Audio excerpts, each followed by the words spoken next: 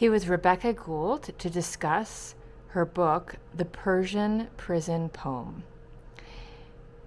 Rebecca, can you tell us about what the history of this genre is? Sure. So it's one of the longest genres, actually, in world literary history, one could say. Poets have been writing about being imprisoned and being confined for as long as prisons have existed, as long as they've been in prison. But what really interested me about the Persian variant on this genre is the kind of intensity of this tradition.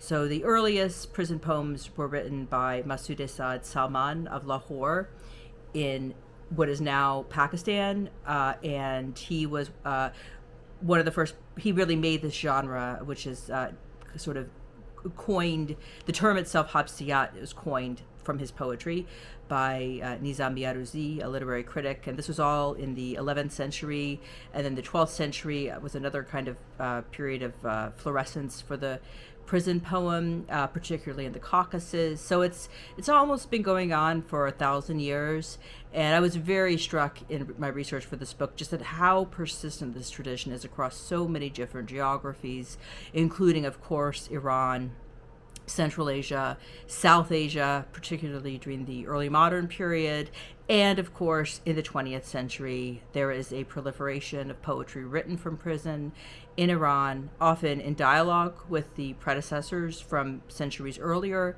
including, among others, by Baha'i people who are imprisoned, rappers who are imprisoned. It's definitely one of the richest and most interesting literary genres in Persian.